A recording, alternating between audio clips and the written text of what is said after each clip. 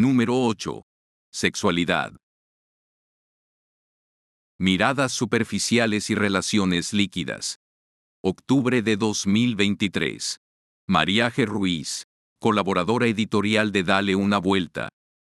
Aunque la sexualidad es un ámbito más de los muchos de la vida humana, la cultura de la hipersexualización distorsiona la realidad y sobredimensiona este aspecto, hasta convertirlo en una cuestión central, prioritaria y esencial.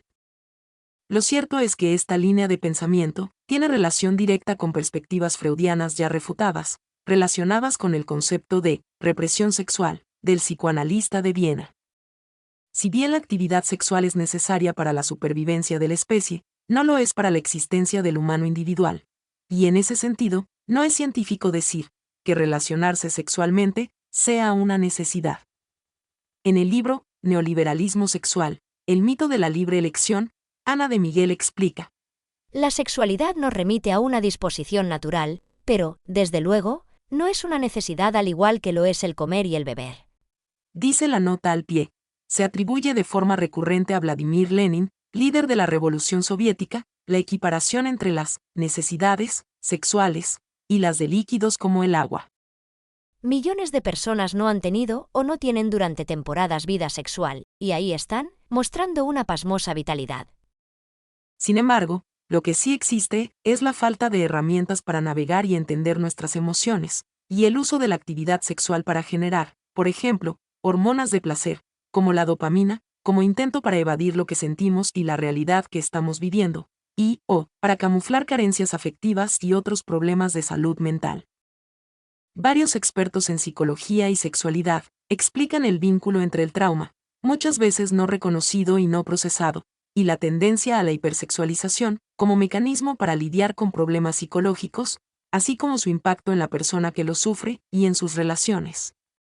Todo esto tiene una conexión directa con el consumo de pornografía y la adicción a la misma, puesto que, como explican también los psicólogos, en el núcleo de la conducta adictiva está la búsqueda o el intento de evitar el dolor, de llenar un vacío emocional, así como de tratar de suavizar la intensidad de las emociones, aunque en realidad se esté teniendo una conducta dependiente y autodestructiva. La adicción a la pornografía y al sexo mismo, así como la visión sexualizada de los demás, perjudican a la propia persona, e implican la despersonalización y cosificación del otro, para obtener algún tipo de placer sexual a cambio, en el que olvidamos que estamos tratando con una persona que, como nosotros, tiene sentimientos, además de un valor inmenso en sí misma por el hecho de ser persona.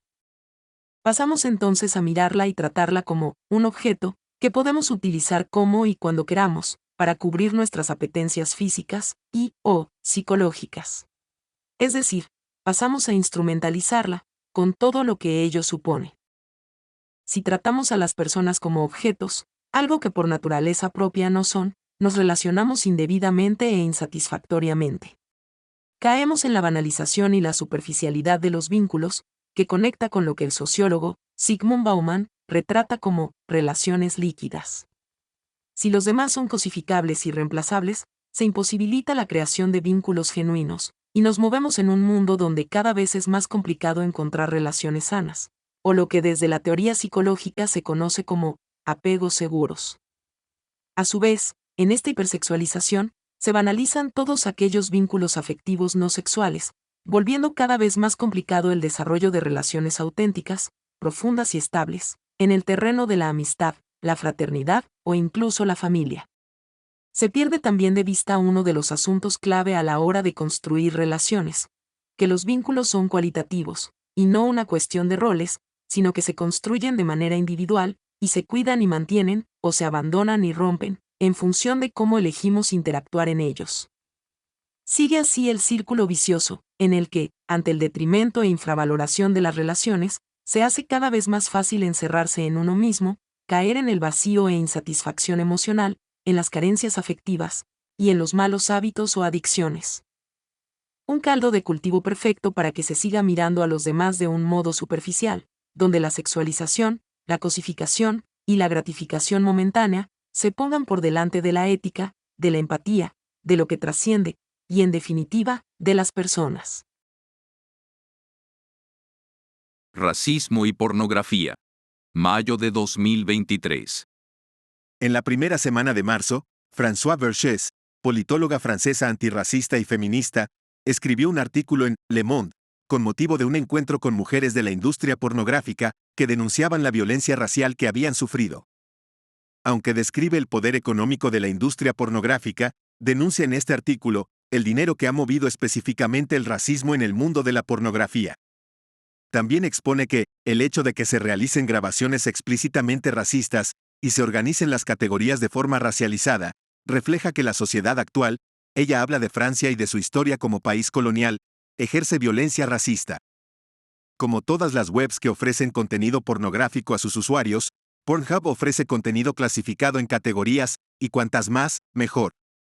De esta forma, logran que los consumidores encuentren aquello que desean de forma más rápida, les permite conocer qué tipo de contenido se consume más, y sobre todo, porque la variedad estimula enormemente nuestro cerebro. Un ejemplo de estas categorías podría ser buscar un video de hombre musculoso o mujer tatuada. Sin embargo, si analizamos los resultados del año 2022, según el Year Review de Pornhub, nos encontramos que algunas de las categorías más populares muestran contenido agrupado de forma racial. Por ejemplo, las categorías Ebony, negro, Japanese, japonés, y Asian, asiático, se encuentran en el top 15 de categorías visitadas a nivel mundial. Por otro lado, en las búsquedas más comunes de palabras gays, encontramos que las categorías Pinoy, filipino, Black, negro, Asian y Japanese se encuentran entre las primeras posiciones. En las búsquedas por categorías gays, Black es la segunda categoría más vista y la etiqueta interracial se encuentra en sexto lugar.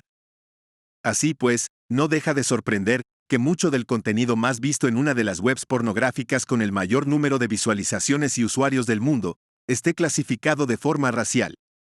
Pero lo que denuncia Françoise Vergès, y que aquí tratamos, no son los gustos sexuales de la población mundial, sino la relación entre la violencia sexual y el racismo. Este vínculo es evidente, ya que, en las grabaciones, el sufrimiento de estas mujeres se trata de hacer visible en forma de llantos, gritos de dolor, bofetadas y violaciones. Un artículo publicado en New York Post denuncia también la cantidad de títulos como Adolescentes negros explotados y Esclavo negro, que sugiere la web antes citada a sus usuarios. También denuncian la cantidad de vídeos antisemitas, con títulos explícitos y hardcore, que uno puede encontrar en la web. Estos vídeos son subidos, además, por usuarios verificados, y con los que las web realizan anuncios monetizados. Son títulos que escandalizan y repugnan, pero más horripilante es el daño que estos vídeos pueden provocar en las personas, especialmente niños y jóvenes, que se encuentran con este tipo de contenido. Louise Perry, en su reciente libro, Contra la Revolución Sexual, afirma que muchos compradores de sexo son profundamente racistas y no se esfuerzan por ocultarlo, hablando abiertamente y con crudeza de su desprecio por las mujeres a las que compran sexo. actualmente, solemos escuchar a muchos expertos que afirman, Dime lo que comes, y te diré quién eres. la alimentación repercute en nosotros, en la medida en que todo nuestro cuerpo lo absorbe, y se nutre de ello. Por la misma regla de 3, podríamos decir hoy, dime lo que ves, y te diré quién eres, porque lo que nuestros ojos miran, alimenta nuestra mente y nuestro cerebro. Además de que, permitiendo el consumo, aceptamos la grabación de este tipo de contenido, y perpetuamos el sufrimiento de tantas personas que son explotadas detrás de las cámaras. La intimidad, zona reservada. Marzo de 2023.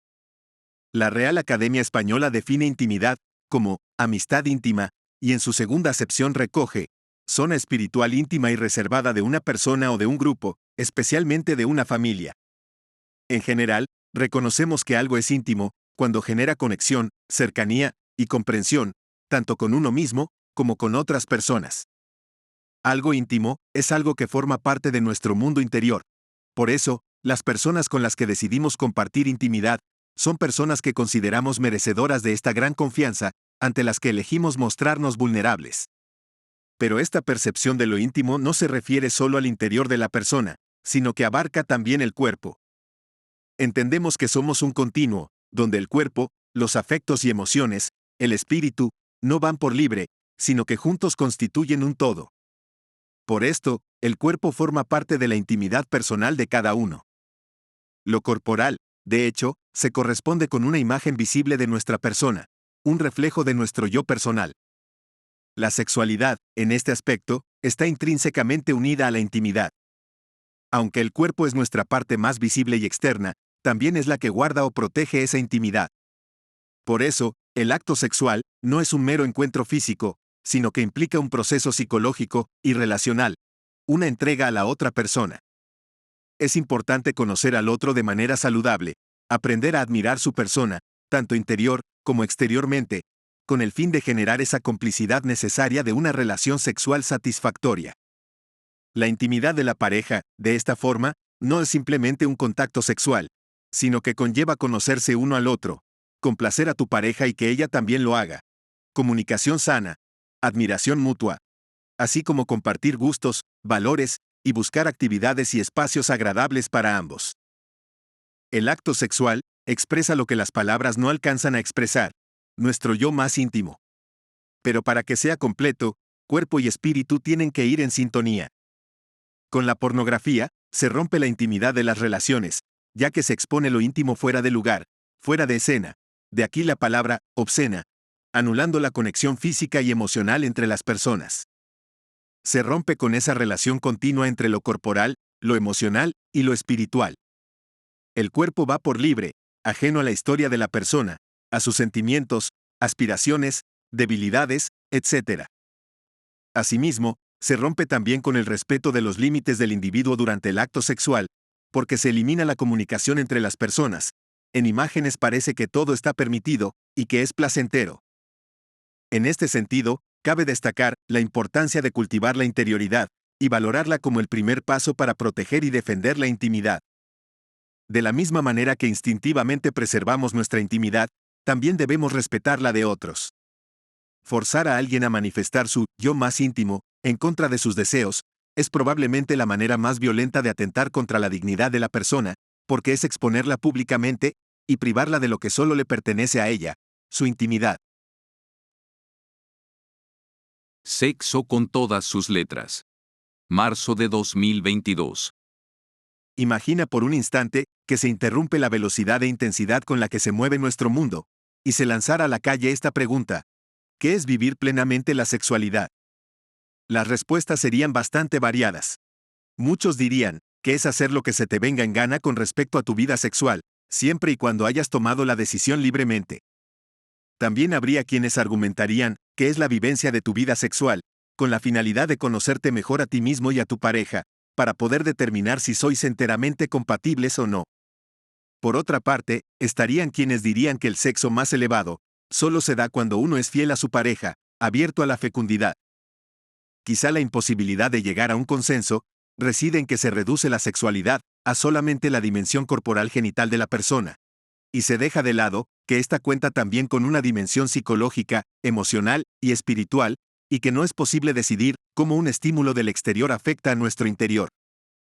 Por tanto, resulta esencial distinguir entre acto sexual y sexualidad en sí misma, pues la sexualidad comprende dentro de ella la práctica sexual, pero no se reduce solamente a ella. Se puede decir que, en principio, un acto que entre en el marco de la sexualidad tendrá repercusiones en toda la persona. Es decir, que tomarán importancia en el momento de involucrarse en el acto puramente sexual, cuestiones como la salud física, el ambiente social y familiar, las impresiones recibidas y producidas, la afectividad y la voluntad.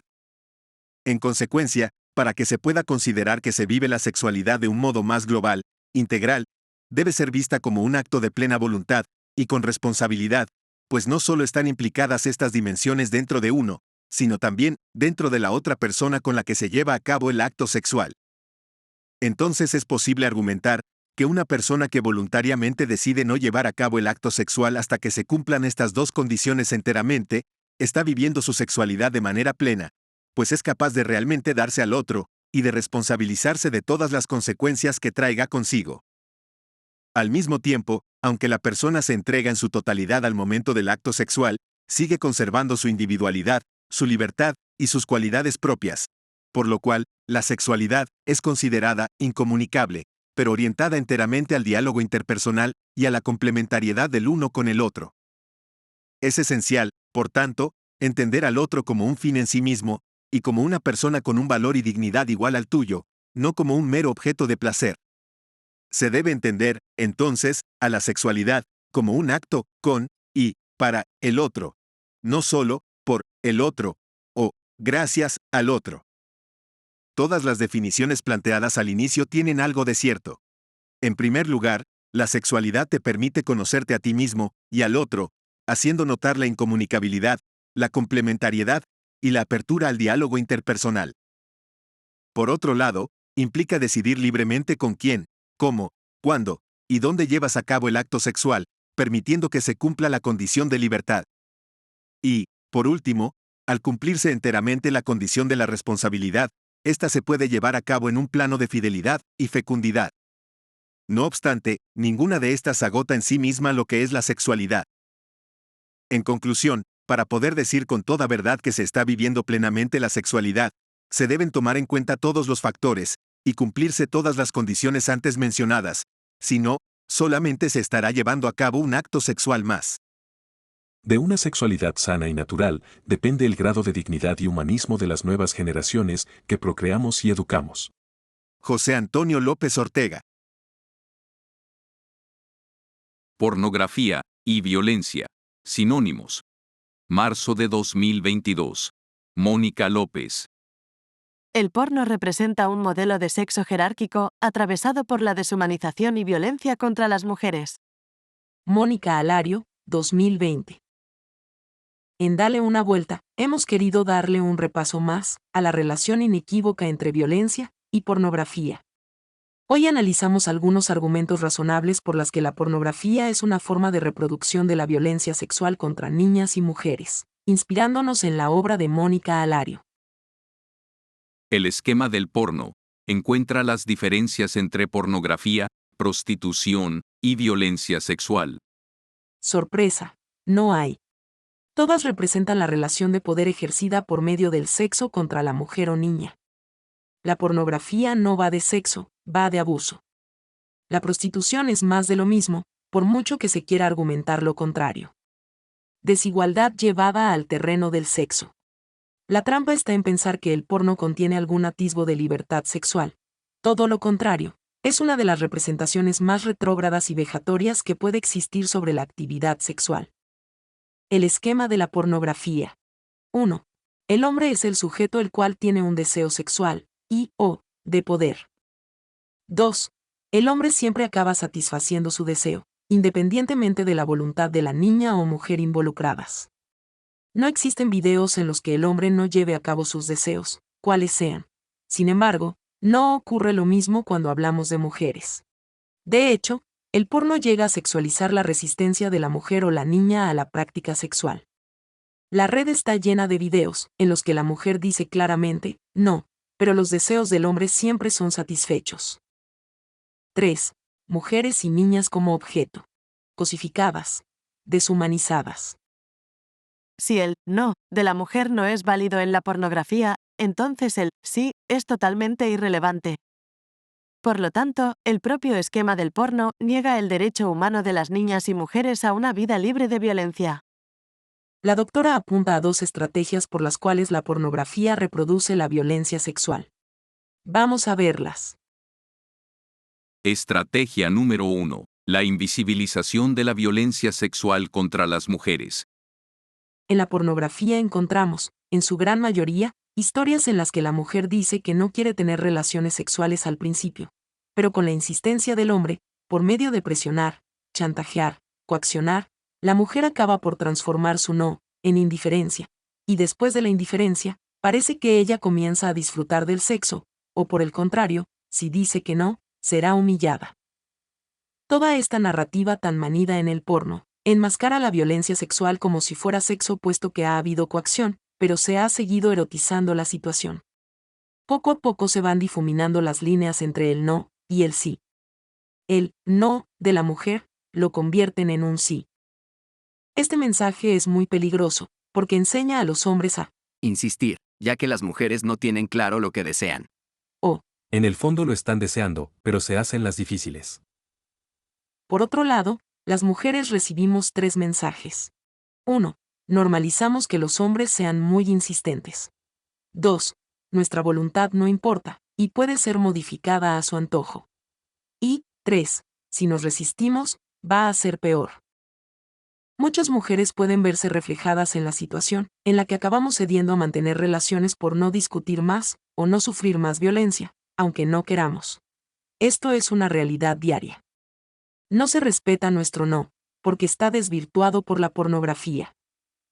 En definitiva, se invisibiliza la violencia sexual, y se erotiza como si fuera sexo. Estrategia número 2. La erotización directa de la violencia sexual contra mujeres y niñas. El consumo de pornografía con violaciones explícitas no es minoritario. Mónica Alario destaca en su investigación un video en particular, el cual tiene más de 225 millones de reproducciones. En este video, se muestra a una mujer siendo golpeada y violada por diferentes hombres tras haber sido raptada.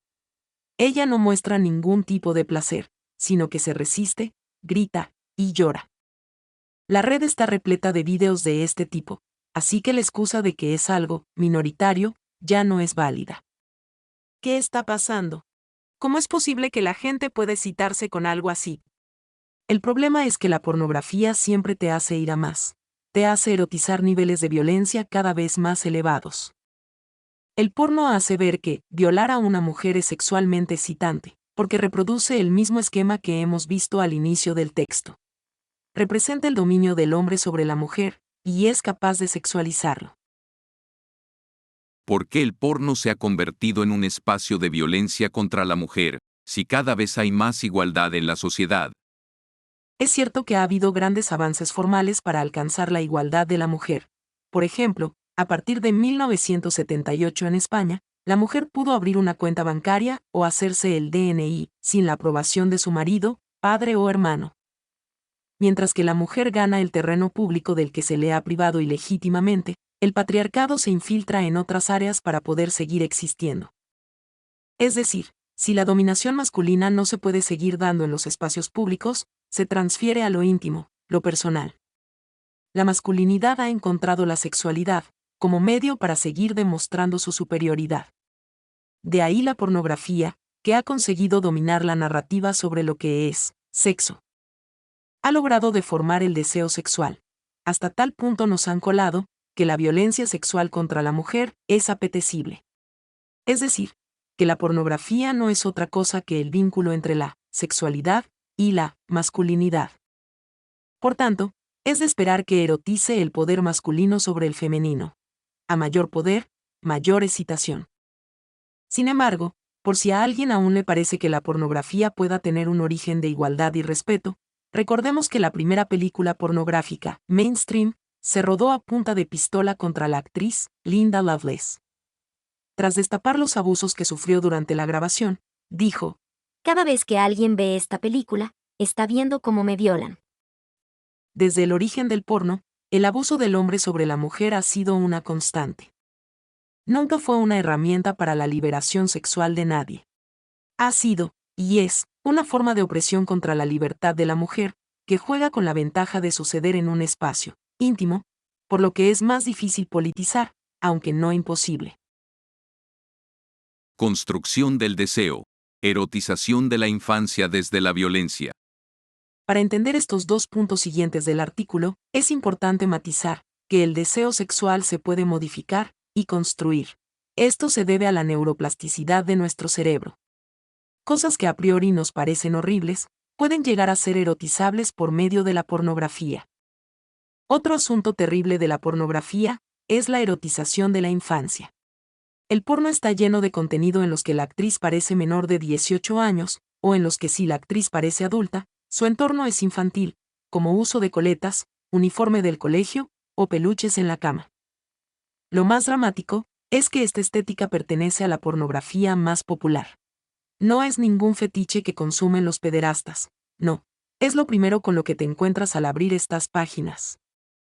La depilación de la vulva, o las labioplastias para que los labios menores no sobresalgan, son imposiciones a la belleza de la mujer, creadas por la pornografía. Estas vulvas pequeñas, y sin vello, recuerdan a las de las niñas. Esto nos da que pensar. ¿Por qué está tan ligada la pornografía a la pederastia?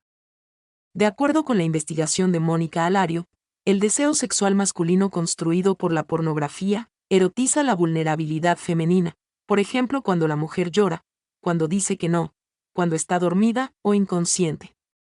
Es decir, que el porno nos dice que es erótico ver a una mujer vulnerable subordinada al poder de un hombre. La diferencia de edad es otro ejemplo de vulnerabilidad. Mantener relaciones con chicas adolescentes o niñas responde al mismo esquema de desigualdad de poder del que venimos hablando. Dinámicas de abuso sexualizadas por la masculinidad. No son casos marginales. La doctora Alario apunta a un proceso paulatino, una normalización paso a paso de la sexualización infantil, hasta llegar a contenido de violencia sexual contra menores. No es común comenzar a ver pornografía infantil directamente, sino que poco a poco vas normalizando y erotizando la infancia, en un contexto sexualizado. Ella explica los pasos que llevan a la erotización de la violencia sexual contra niñas. 1. Erotizar cuerpos de mujeres infantilizadas, vulvas depiladas, labios menores no sobresalen por encima de los mayores, poco pecho. 2. Mostrar a mujeres adultas en contextos infantiles, uniformes de colegio, peluches, coletas, etc. 3. El título del video especifica que se están abusando de niñas, aunque en el video aparezca una mujer mayor de edad. 4. Consumo de pornografía con niñas hechas por ordenador, animación 3D. 5. Último paso. Consumo de pornografía con niñas reales. Según datos de la Organización Mundial de la Salud, 1 de cada 5 niñas ha sufrido violencia sexual en su infancia, y en el 85% de los casos, producida dentro de su entorno familiar. Si pensábamos que la pederastia era algo marginal, estábamos muy equivocados. Algo más está pasando, para que 1 de cada 5 niñas haya sido víctima de abusos. Todo parece apuntar a que la pornografía es la perfecta herramienta para borrar los límites más elementales. Vamos poco a poco erotizando lo infantil, hasta que es excitante. En conclusión, por todas estas razones, la pornografía es intrínsecamente violenta en tanto que deshumaniza a la mujer y niña, y la priva de su derecho a tener una vida sexual sin violencia. Cuando una sociedad construye el placer sobre la desigualdad y la violencia, le quita el espacio al sexo real. El primer paso, respeto. Marzo de 2022. Respeta mi sexualidad es un libro para que padres, madres y educadores abran los ojos y pierdan el miedo a educar en un entorno erotizado. La mayoría de las familias somos más o menos conscientes de que vivimos en un mundo sexualizado. Sin embargo, a menudo nos encontramos con que se desconocen las consecuencias y los peligros que se derivan de esta realidad. ¿Sabías que la creciente erotización de nuestro entorno y ciertos estereotipos femeninos dificultan el avance social de la mujer, repercutiendo además en el incremento de la violencia de género? Según el informe sobre la sexualización de las niñas, esta situación contribuye al aumento de los abusos sexuales y favorece las conductas sexuales agresivas y de violencia en general. Ser conscientes de ello es un primer paso para poder discernir qué podemos hacer para navegar en estas aguas. En este libro queda plasmado, con el apoyo de datos científicos, cómo se banaliza la sexualidad en Internet y en los medios de comunicación. Pero además de mostrar esta realidad, la principal pretensión de la autora ha radicado en animar principalmente a padres y educadores a tomar las riendas. Nos topamos con un mundo en el que se valora, de forma desmesurada, todo lo que tiene connotaciones sexuales. El sexo es el rey. Lo observamos desde que salimos a la calle, abrimos una revista, escuchamos una canción, vemos una serie, o incluso cuando jugamos a un videojuego. En esta línea, el mundo online sigue el mismo modelo de cosificación que el offline, pero hay menos control y más visibilidad. El fácil acceso a contenidos sexualizados, en plataformas como Instagram o TikTok, o directamente a webs de pornografía, son especialmente nocivos para la infancia, porque afectan al desarrollo de su autoconcepto y autoestima. La familia es el primer eslabón de prevención. Aunque también es necesario el compromiso de los políticos, medios de comunicación, escuelas. Es prioritario que los legisladores aprueben medidas para proteger a la infancia. La mayoría de los menores está desamparada ante un entorno hipersexualizado, al que pueden acceder a golpe de clic. Por eso, es importante exigir a los que pueden fomentar leyes que hagan su trabajo. Por ejemplo, un menor de 14 años en España, según el artículo 13 del Real Decreto 1720/2007, de 21 de diciembre, no puede abrirse una cuenta en una plataforma digital sin un consentimiento paterno o materno. Por esta razón, es básico exigirles que adopten medidas para cumplir el Reglamento General de Protección de Datos, aprobado en la Unión Europea. En cuanto al ámbito pedagógico, es preciso sumar más recursos para conseguir una alfabetización digital. Si bien es conveniente la implicación de todos los actores, las familias, como principales responsables de nuestras hijas e hijos, debemos tomar las riendas. No podemos depender de acciones que no llegan, mientras esta lacra sigue dañando a nuestra infancia. Es cierto que, de forma mayoritaria, da apuro hablar sobre sexting o pornografía, o se crea que poniendo filtros en los dispositivos, o tal vez, no comprando el móvil es suficiente, pero no. A partir del momento en el que nuestros hijos se relacionan con otros niños, o tienen acceso a dispositivos de cualquier familiar, debemos empezar a hablar del tema, siempre con un discurso adaptado a la edad del niño o de la niña. La realidad es que no se está haciendo así, y la desinformación les está llegando a través de sus amistades, de sus influencers de cabecera, de la pornografía, etc. En definitiva, un libro muy recomendable, con multitud de ejemplos y datos, para iniciar conversaciones con nuestro hijo o nuestra hija lo antes posible. Es clave educarles en la intimidad y también protegerla. También se pueden encontrar numerosos recursos. Por ejemplo, cuenta con más de 100 códigos QR, que servirán a los progenitores a reflexionar con ellos, escuchar sin juzgar, y presentarles evidencias para fomentar su pensamiento crítico. Un must para tiempos revueltos. Porque la sexualidad es demasiado importante. El placer es nuestro. Septiembre de 2020. El pasado 4 de septiembre fue el Día Mundial de la Salud Sexual. Una buena ocasión para reafirmar el placer. Un placer como consecuencia, un placer saludable, un placer que nos haga mejores personas. La identificación de placer y sexo es evidente, van de la mano, pero, a la vez, son diferentes. En 1997, Schnarch, un referente en la sexología moderna, plantea la importancia de los procesos psicológicos en la respuesta sexual. Este autor, en su modelo del quantum, considera que el nivel de estimulación que se puede alcanzar en la experiencia sexual depende de la estimulación física y también de la psicológica. Por tanto, la calidad de la experiencia erótica y la obtención del placer dependerá de aspectos fisiológicos, pero también de todos los procesos relacionales y afectivos que ocurren durante el encuentro íntimo. Así, el placer implica a toda la persona sus deseos, sus inquietudes, sus actitudes, su manera de ser y hacer, su mundo afectivo, su capacidad relacional, su vida interior y su proyecto de vida. Es importante señalar que tener derecho al placer no significa estar obligado al placer. En nuestra opinión, una de las mayores confusiones sociales hoy día es la supremacía del placer sexual. Está muy unida a la cultura eficacista, utilitaria y superficial del sexo, que los medios de comunicación y la pornografía nos quieren imponer. Pensar que el placer es una obligación puede llevar a confundir la manera en la que algunas personas acceden al placer, justificar ciertas acciones de violencia o coerción sexual, o generar sobrecarga en las parejas, entre otros desastres. Así, será importante transmitir a las personas que el placer sexual tiene diferentes fuentes de acceso, que cada ser humano puede conocerlas, para poder elegir hacia dónde quiere caminar en esta materia. Pero, sobre todo, que el placer es una elección que debe respetar siempre los derechos humanos, la libertad de las personas, y fomentar el respeto, la empatía y el consentimiento. En la mayoría de las ocasiones, el placer sexual es una consecuencia de las elecciones libres de la persona. Pongamos un ejemplo. Si un adolescente piensa que debe mantener relaciones sexuales a toda costa, por la obligación de obtener placer, puede sentirse presionado a tener relaciones sexuales, en las que podría ser coaccionado, contagiarse de alguna enfermedad de transmisión sexual, también podría obligar a alguien a tener relaciones sexuales con él, o simplemente, no ser capaz de pararse a pensar lo que es bueno para él.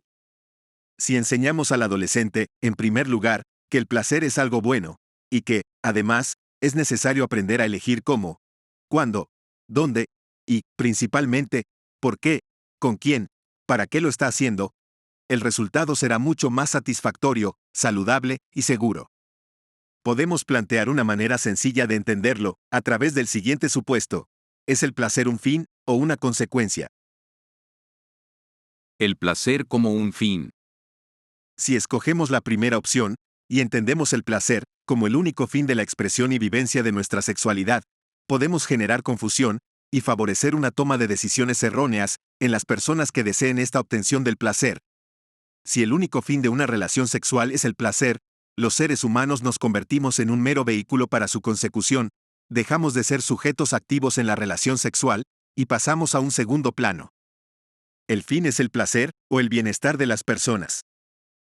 Para determinadas personas, focalizar el sexo en el placer o en el orgasmo, que es la exaltación del placer en la sociedad actual, como si la búsqueda de un tesoro se tratase, puede generar presión, expectativas, ansiedad o miedo al fracaso en la persona que está experimentando la relación sexual. Más aún si esta persona no llegara a alcanzar ese supuesto placer que busca. Si solo pienso en el placer, me dejo muchas cosas por el camino. Podré olvidar la preparación afectiva y corporal, el ambiente, el entorno, las miradas, entender a la persona que tengo delante, comprenderla, cuidarla, respetarla, conocer su cuerpo, bailar su ritmo, tocar sus notas, etc. El placer como una consecuencia. Pensemos ahora en el placer como una consecuencia de desarrollar a la propia persona, forjar una identidad sólida, y una consecuencia de aprender a relacionarnos de forma saludable con los demás. Si quito el foco sobre el placer físico en sí mismo, o el orgasmo, y reflexiono sobre mi propio desarrollo personal, favoreceré el autoconocimiento, la aceptación de uno mismo, una relación sana con mi propio cuerpo, y comprenderá y valoraré lo que soy y lo que tengo. Si me conozco a mí, puedo saber dónde estoy y hacia dónde quiero caminar, para así mejorar a mi persona, y, en consecuencia, aumentará mi placer. Una vez trabajo sobre mi propio yo, es necesario desarrollar la capacidad de relacionarme con el otro. ¿Cuántas veces has escuchado? El sexo es mucho mejor cuando hay comunicación, conexión y confianza. Y así es, cuanto mejor nos relacionamos con los demás, el sexo será más placentero. Si volvemos a quitar el foco de recibir o dar placer, y nos centramos en la persona en su totalidad, el placer aumentará. Necesitamos aprender a comunicar nuestros gustos y preferencias sexuales, aprender a pedir lo que deseamos, respetar a la otra persona, empatizar con ella, y desarrollar la asertividad sexual, consensuar, y acordar qué queremos. Así, sacaremos lo mejor de nosotros mismos, de la persona que tengo delante, y del propio encuentro sexual. Son dos supuestos muy diferentes. Si ponemos el foco en esto último, en potenciar todas estas áreas de la persona, el placer vendrá, y será mucho más satisfactorio, gustoso y duradero. Una metáfora de la sexualidad.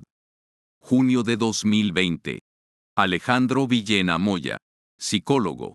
Equipo clínico de Dale una vuelta. El otro día, una persona me comentaba, Después de llevar 6 años viendo a pacientes jóvenes enganchados a la pornografía, ¿qué les dirías si te los hubieses encontrado con 12 años?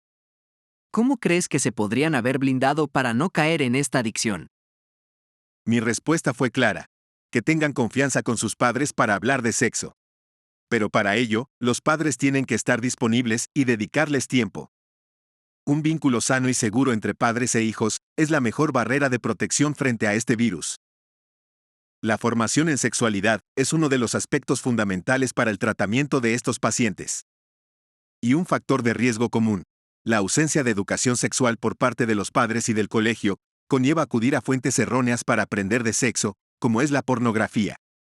Debido a un aprendizaje y, por tanto, un desarrollo disfuncional de la sexualidad a lo largo de su vida, su manera de entender, vivir y expresar la sexualidad suele estar distorsionada. Por ello, es necesario construir unos cimientos sobre una educación sana, libre de miedos y prejuicios, y así darles la oportunidad de experimentar la sexualidad de forma plena. Pero en muchas ocasiones, cuando acudimos a centros educativos a dar sesiones a padres, les lanzamos este mensaje y se encuentran perdidos. La inquietud más frecuente es la siguiente: Tengo miedo, no sé ni por dónde empezar. A mí no me hablaron de sexo y no tengo suficientes herramientas para darles una educación sexual completa. Tras escuchar a muchos padres, ofrecemos una herramienta pedagógica que se puede utilizar con niños y niñas a partir de los 12 años.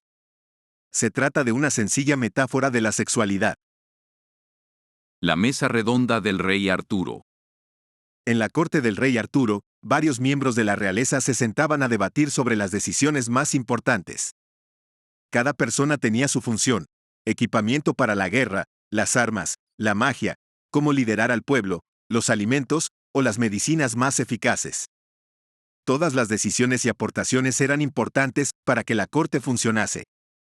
Si seguimos esta analogía, podríamos decir que la sexualidad se asemeja a la corte del rey Arturo, cuyo éxito dependía de las decisiones que se tomaban en esta mesa. A partir de ahora, la llamaremos la corte de la sexualidad, y son varios miembros los que se sentarán en la mesa redonda de la sexualidad. Cada uno representará las diferentes dimensiones de la sexualidad y desempeñarán una función indispensable. 1. En primer lugar, tendríamos a la parte más biológica, más física o fisiológica. Somos seres sexuales y sexuados. Nuestro cuerpo funciona a través de hormonas, como la testosterona, progesterona o los estrógenos. Esta es nuestra parte más animal, más fiera y brava, donde residen en el cerebro los impulsos y el placer físico. Podemos representar a este miembro de la mesa como un león. 2. A continuación, podemos hablar de nuestra parte más afectiva, una parte que solo entiende el lenguaje de las emociones. Es nuestra parte más cariñosa y romántica. Una parte con mucho tacto, pero también apasionada, que en ocasiones tiene miedo, pero que nos ayuda a conectar con los demás de forma íntima. Podemos representar a este miembro como un corazón. 3. Siempre es importante contar con un miembro más sabio, alguien más intelectual, que piense mucho y que analiza las decisiones, los pros y los contras. Alguien que inventa y crea cosas. Podemos imaginarnos a un cerebro que nos ayuda a tomar estas decisiones sobre la sexualidad. 4. Hay otra parte espiritual, sea uno creyente o no de alguna religión, que siempre nos ayuda a tomar decisiones conforme nuestros valores. Podemos imaginarnos a este miembro de la mesa como un ángel, que nos guía y nos ayuda en este debate. Este ángel tiene una función muy importante, y es importante escucharle para vivir una sexualidad sana, coherente con el camino de vida elegido. 5. No podemos olvidar nunca la cultura y el contexto en el que vivimos. Podemos representar esta dimensión con una bandera. La sociedad, y cada país en ocasiones, tiene sus modas, sus expresiones, prejuicios y estereotipos, que influyen mucho en la visión de la sexualidad. Será nuestra bandera. Si la sexualidad fuese solo una cuestión de impulsos sexuales, o de relaciones sexuales, por puro placer, en esta mesa solo habría leones que decidirían por nosotros, dejando de lado a los demás integrantes. Pero la realidad no es así. Todos y cada uno de los miembros tienen un papel importante, y de forma democrática, nos ayudarán a decidir de qué manera queremos vivir nuestra sexualidad. El corazón nos aporta el cariño, el afecto, el tacto, la manera en que queremos cuidar y mostrar nuestro amor a la persona con la que nos encontremos delante. El cerebro, la razón, nos ayudará a tomar decisiones, a ser más racionales y libres, a tener más calma y paciencia, a decir que no, cuando no estamos seguros de lo que vamos a hacer, y a utilizar nuestra imaginación y memoria. El ángel ayudará a integrar la sexualidad de forma sana, dentro de su proyecto de vida, viviendo así una sexualidad plena, sea cual sea la manera en la que quieran vivirla. La bandera nos sirve para entender por qué ocurren determinados comportamientos en nuestra sociedad. Incluso, en algunos casos, nos ayudará a reflexionar sobre los cambios que deben ocurrir dentro de mí mismo y mi propia cultura, para que la sexualidad se viva de forma más saludable. Porque la sexualidad es buena y positiva, pero hay que aprender a acercarse a ella, y hay que dejar que hable cada miembro de esta mesa. En ocasiones, esto no ocurre por falta de formación o información, por presión del grupo, o por no saber expresar nuestros problemas. Por ejemplo, vivimos una sexualidad poco saludable, alejada de lo que realmente queremos conseguir, que nos aparta de nuestro proyecto de vida. Cuando la sexualidad no está en sintonía con lo que queremos, significa que algunos miembros de esta mesa están escondidos, secuestrados o mal alimentados. Por ello, debemos cuidar a todos y cada uno de ellos, para que la corte de la sexualidad funcione adecuadamente. Cariño, vemos un poco de porno juntos. Mayo de 2019. Como siempre en esta vida, hay gente a favor y en contra de cualquier tema. Cada uno tiene su propia experiencia, conocimiento y educación, y, sobre todo, su libertad. Este posicionamiento también ocurre cuando hablamos sobre los beneficios o perjuicios que puede causar ver pornografía, de manera aislada o en pareja. Entre los defensores de hacerlo en compañía, los argumentos suelen ser de este estilo. Es bueno para la salud porque ayuda al despertar sexual. Alivia el estrés, la ira y la ansiedad del día a día. Ayuda a la pareja porque demuestra una confianza e intimidad, favoreciendo la comunicación y despierta muchas fantasías. Abre la mente, posiciones, juegos. En realidad, según nuestra experiencia, se trata de razones, quizá interesantes en su planteamiento, pero poco realistas.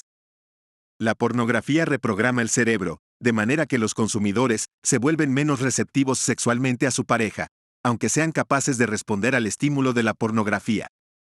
En nuestra opinión, una relación sexual saludable implica comunicación, intimidad, donación, satisfacción, entre las dos personas. El consumo de pornografía en la pareja, aunque parezca que puede llevar a lo contrario, habitualmente deriva en egoísmo y aislamiento, y, sobre todo, una desconfianza hacia la otra parte. Además, según mucha gente que nos escribe, es fácil que conduzca a la insatisfacción, ya que retrata al sexo en pareja como algo complicado, casi como una técnica, que requiere un esfuerzo, por lo artificial que a veces supone. Confianza, intimidad, autoestima y dignidad. En definitiva, ofrecemos 4 razones sobre el daño que puede provocar la pornografía en pareja. Destruye la confianza. A veces, por un secretismo por una de las partes, ante un cambio de actitud en la relación sexual. Impide la intimidad emocional. Tener sexo será sinónimo de placer. Hacer el amor incluye algo más, la conexión personal y emocional. Disminuye la autoestima. Lo importante pasa a ser la apariencia física, el rendimiento sexual de la pareja y la propia. Degrada a las mujeres. No siempre, pero es muy frecuente mostrar a las mujeres siendo dominadas y abusadas, solo para su disfrute personal del varón. La pornografía causa en los varones un aislamiento de su pareja, un menor interés en las relaciones sexuales normales, una menor apreciación de los valores afectivos y humanos de la mujer, y una concentración en el aspecto físico. En el caso de las mujeres, ellas comienzan a sentirse poco atractivas o sexualmente insatisfechas, en algunos casos, porque ellos las culpan de estar muy cerradas a experiencias sexuales nuevas, y, si es el caso, de centrarse demasiado en sus hijos y no atender a las necesidades de sus maridos o parejas, lo que desemboca tantas veces en sentimientos de tristeza y depresión.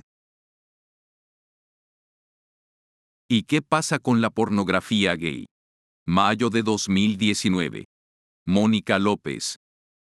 La pornografía como objeto de estudio está entrando poco a poco en las universidades, gabinetes psicológicos o centros de investigación clínica.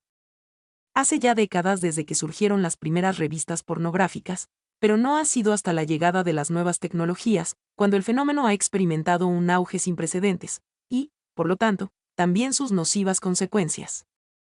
Vale, ¿y esto qué quiere decir?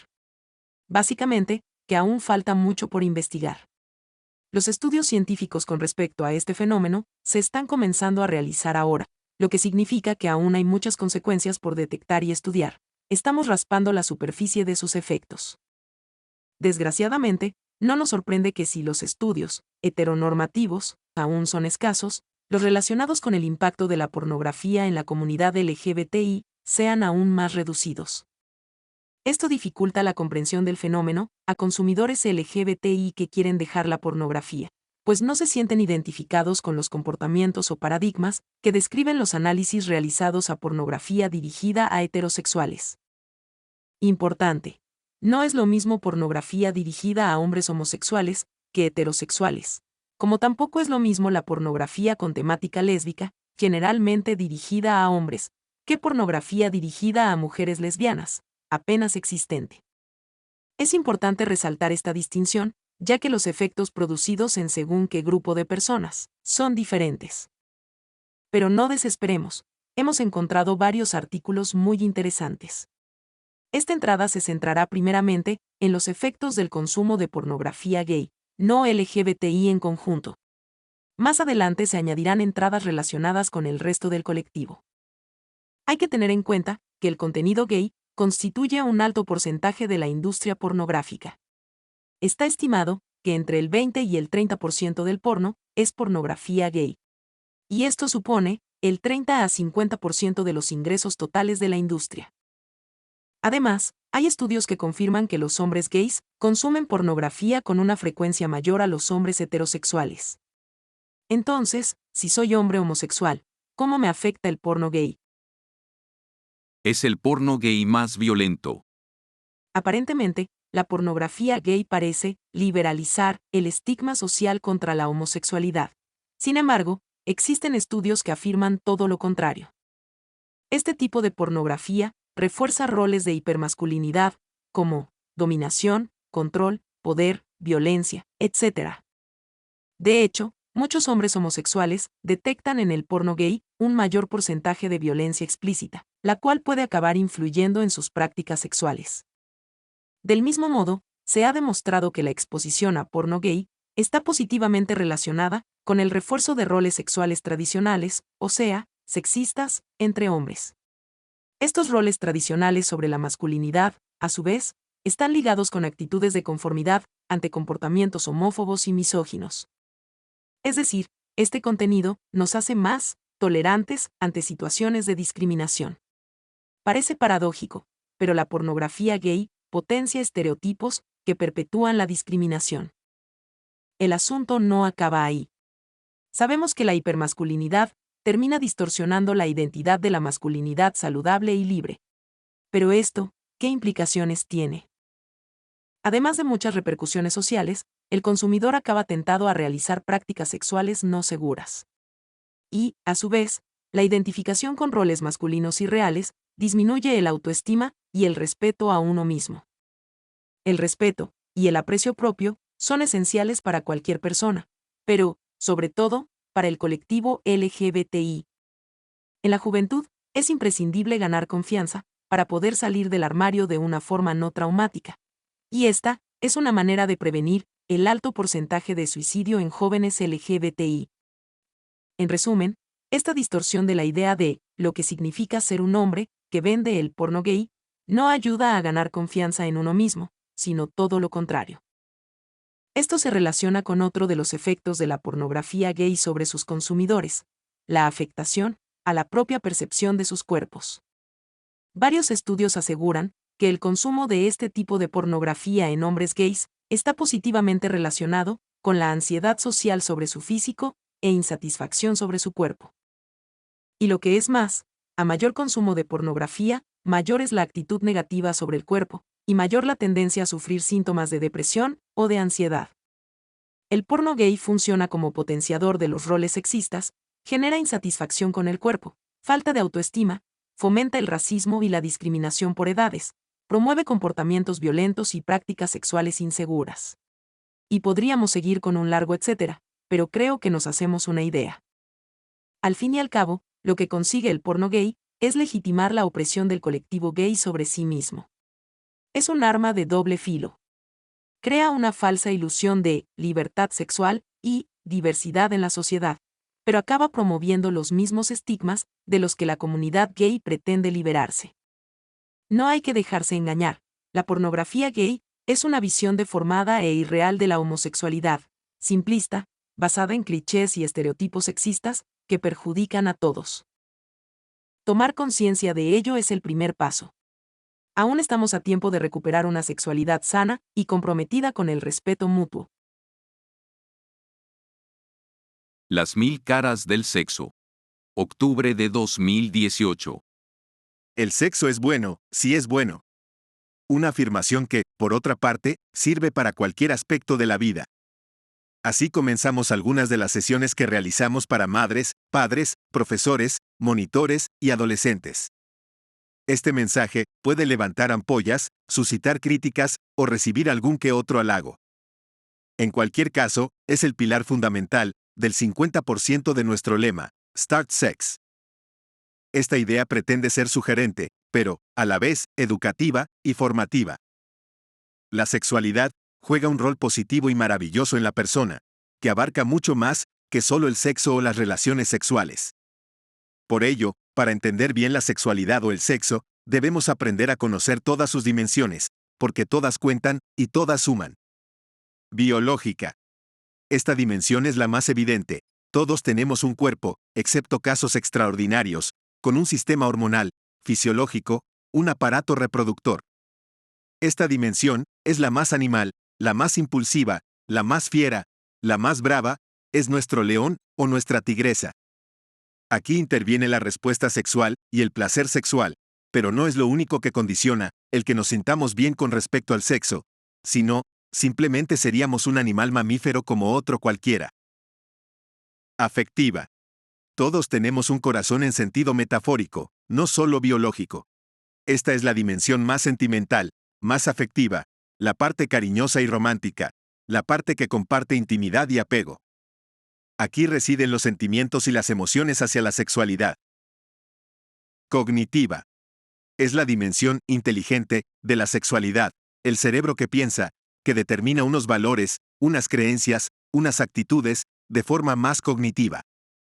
Desarrolla estrategias para entender la sexualidad, almacena conocimientos sobre lo que significa para la persona la sexualidad, y ayuda a tomar decisiones respecto a ella. Cultural. Es la bandera, la tradición de cada uno. La sexualidad no puede entenderse sin entender el país en el que uno vive, la familia en la que ha nacido, las relaciones que ha creado. Es importante contextualizar culturalmente la sexualidad, ya que no será igual en España, que en Marruecos o en Brasil. Espiritual. Para aquellas personas que tengan creencias, sean cuales sean, la sexualidad también crea un papel de trascendencia, de conexión espiritual con el otro y con el Creador. Y es muy importante aprender a escuchar las creencias, o no creencias, de las personas, para poder entender cómo éstas desempeñan un papel importante en la manera en la que quieren vivir su sexualidad. 4 mitos sobre el sexo que vende el porno. Marzo de 2018. La pornografía no necesita relato. De hecho, no tiene ningún relato, porque no le interesa. En ese juego de la apariencia de realidad, se esconde una gran ciencia ficción. Y como tal, implica una serie de conceptos erróneos, que pueden dejar huella, en la manera en que entendemos la sexualidad. La sexualidad es pública. En los vídeos pornográficos, la vida sexual de las personas es accesible a todo aquel que tenga un ordenador con Internet. Este contenido se utiliza como un medio de intercambio entre el espectador y las plataformas online, para obtener placer sexual. Sin embargo, la sexualidad real tiene un carácter íntimo, es un encuentro entre dos personas que buscan algo más que el mero placer, y que no se realiza para ser compartido con la población mundial. Sexo y emociones, mala pareja. En la inmensa mayoría de vídeos pornográficos en Internet, no hay sentimientos, afectos, en los encuentros sexuales. Todo es breve, rápido y al grano. El sexo es algo más grande que esa sexualidad guionizada que se ve en Internet. Implica conectar con el otro, aparecen las caricias, las emociones, las palabras, una conexión compleja que abarca a la persona en todas sus dimensiones y roles. La sexualidad como un supermercado. La gran parte de la pornografía mainstream utiliza a la mujer como vehículo para que el hombre satisfaga sus fantasías sexuales. Muchos testimonios de quienes consumen porno se refieren a las mujeres como objetos, bienes de consumo, despersonalizados. La sexualidad es algo entre dos seres humanos, que comparten lo más íntimo, y que les sirve para crecer a través de esas relaciones. La sexualidad y el aquí vale todo. La sexualidad está completamente ligada a uno mismo, y la libertad es clave. No se debe hacer lo que uno no quiere, por la razón que sea, ni someterse ciegamente a prácticas sexuales que la otra persona le pida. Ahí aparece el concepto equívoco de que, si persistimos, conseguiremos persuadir a la otra persona para que haga lo que queremos. Esto diluye los límites éticos y de respeto básicos, y da a entender que en la sexualidad, todo vale. Stop Porn. Start Sex. 5 razones para existir. Abril de 2017. Stop Porn. Start Sex. Nuestro eslogan no es una frase feliz ni un juego de palabras. Es toda una declaración a favor del desarrollo de nuestra sexualidad de forma sana y completa, y que la pornografía suele impedir. Entre otras, por las siguientes 5 razones. 1. Desajuste con la realidad. La pornografía nos impone una realidad sesgada sobre las relaciones sexuales, no permite desarrollar nuestras fantasías en una relación sexual, y, en cierta manera, coarta nuestra libertad para poder elegir qué tipo de sexualidad queremos explorar o vivir. Es como si quieres potenciar el hábito de la lectura y lees exclusivamente novelas policíacas. 2. Expectativas inalcanzables. La pornografía nos pone un listón muy alto sobre la relación sexual, olvidando toda la afectividad, complejidad y dinamismo de un encuentro íntimo real. Es imposible que 2 personas puedan dar y recibir todo ese falso placer que aparece en los vídeos durante un tiempo casi ilimitado. Cuando la persona se encuentra después en una relación real, la decepción aparece enseguida. 3. Carácter adictivo. Al igual que otras sustancias adictivas, la pornografía cada vez exige mayor cantidad y de un contenido más extremo. Habituarse a ver pornografía es convertirse en adicto a ella, y puede producir síntomas de ansiedad cuando no es posible el acceso. Limita la propia vida, porque la condiciona al tener la necesidad del consumo, que se vuelve necesario para la regulación emocional ante un logro o fracaso. 4. Cambios cerebrales.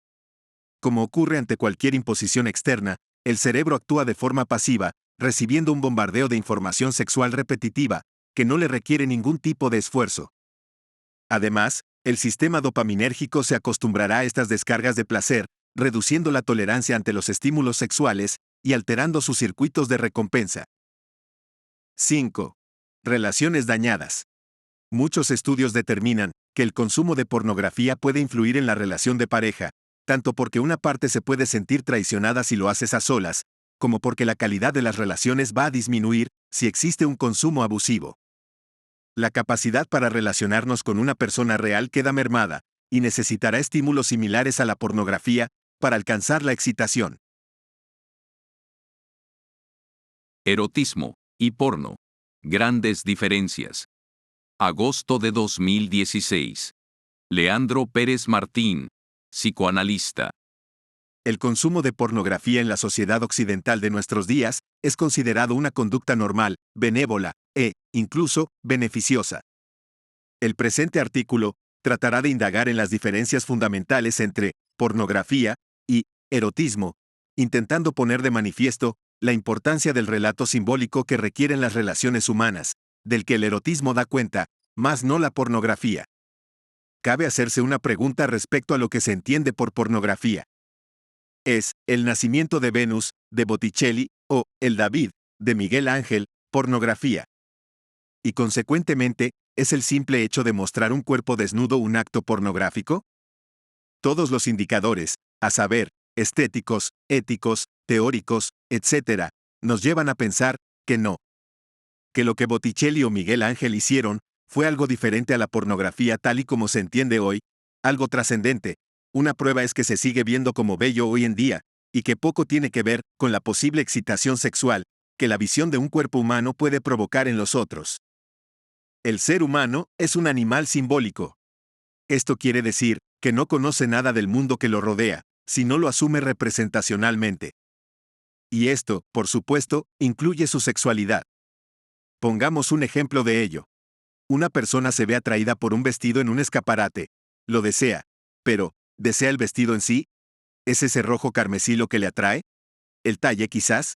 ¿La tela del que está tejido? Probablemente todo ello influya, y todo ello es relativo al vestido en su materialidad. Pero de poco serviría esto, si su deseo no fuese más allá de estas características. Seguramente se verá en una situación social, una boda, un festival, o una reunión de amigos, con él. Se imaginará lo bien que le quedará para su cita del jueves, o lo mucho que realzará su figura, etc. Todos estos atributos no los tiene el vestido en sí, sino que son dados por los demás elementos que intervienen en dicha representación simbólica.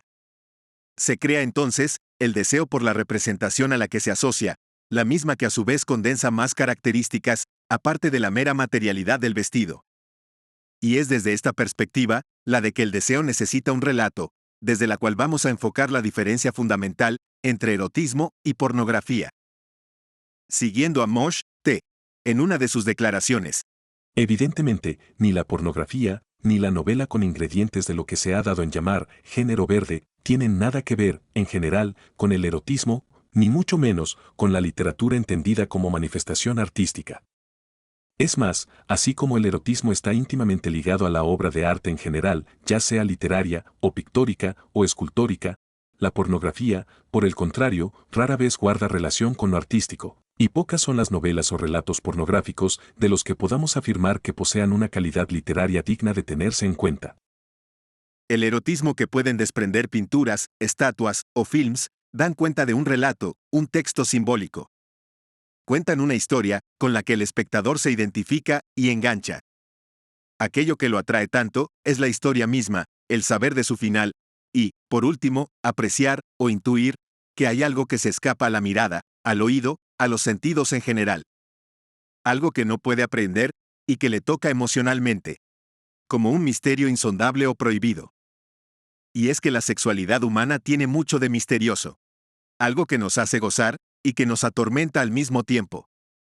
Aún en nuestros días, cuando se proclama una detabuización de la sexualidad en todas sus esferas, sigue siendo esta una fuente de conflictos, tensiones, malentendidos, traumas y fijaciones. Incluso, Sigmund Freud, en El fetichismo, de 1927, declaró que no podía llegar a explicar del todo cómo se forma el deseo en el humano. Poco tiene que ver este tipo de relatos con la pornografía actual. En ella, el cuerpo humano es mostrado sin ninguna significación, más allá del propio cuerpo. Volviendo al ejemplo del comienzo, es como si el vestido del escaparate fuese solamente un trozo de tela. Y que, por lo tanto, el deseo cesa cuando lo posees. Pero con una diferencia fundamental. Se está hablando de personas que se cosifican y se muestran al observador como objetos en los que satisfacer su pulsión. En el texto pornográfico no hay una representación simbólica, no existe un relato que guíe el deseo, más allá de la pura materialidad. Es una desnudez sin misterio, sin nada que esconder y, sobre todo, sin sujeto. Por tanto, es el sitio perfecto para que aparezcan las formas de goce más sádicas. Nada es insondable, todo se puede conseguir. Y no hay problema si para ello hay que pasar por encima del otro, si hay que mancillarlo, cortarlo, pegarlo, con tal de obtener el tan ansiado goce. Un goce puramente sensorial, que se acaba en el acto, y detrás de él, solo queda la nada. Marzano, M., del libro La pornografía o el agotamiento del deseo, de 2006. Es presentado al otro como objeto de consumo, una suerte de orificios en los que satisfacerse. A diferencia del desnudo artístico, el desnudo obsceno busca la utilización del cuerpo, o de fragmentos de él, dando al voyeur una participación más intensa que si él mismo experimentara esas pasiones. Porno versus sexo. Marzo de 2016. La pornografía es, por definición, la presentación abierta y cruda del sexo, que busca producir excitación. Su fin en sí es la excitación pura. Pero lo que a simple vista parece un consumo placentero y personal, puede tener consecuencias sobre las relaciones sociales de quienes lo consumen. Ese hábito repetido se puede convertir en una dependencia sexual adictiva. Muchos investigadores, desde diferentes disciplinas, como la psicología, sociología, medicina, etc., advierten sobre los peligros de la pornografía en todas las etapas de la vida. Y lo que en muchos casos comienza como una simple curiosidad, puede llegar a convertirse en algo más peligroso de lo que parece. Como señala Félix López, catedrático de Psicología de la Sexualidad, la sexualidad está supravalorada e infravalorada. Supravalorada, en el sentido de que a veces se espera del sexo lo que no puede dar. Por ejemplo, hay gente que quiere resolver sus problemas de soledad y sus problemas de la vida con actividad sexual. Eso no lo puede resolver la sexualidad. Pero luego está infravalorada, en el sentido de que muchas veces se tiene actividad sexual con mucha banalidad o superficialidad, con lo cual no le das valor. Sin embargo, no se tiene en cuenta su enorme riqueza, porque el ser humano es el único ser vivo que puede tomar decisiones sobre su sexualidad. Puede decir sí, o puede decir no, y esto es lo que dignifica la sexualidad humana. No permitas que otros decidan sobre tu vida sexual. Tú puedes darle la vuelta.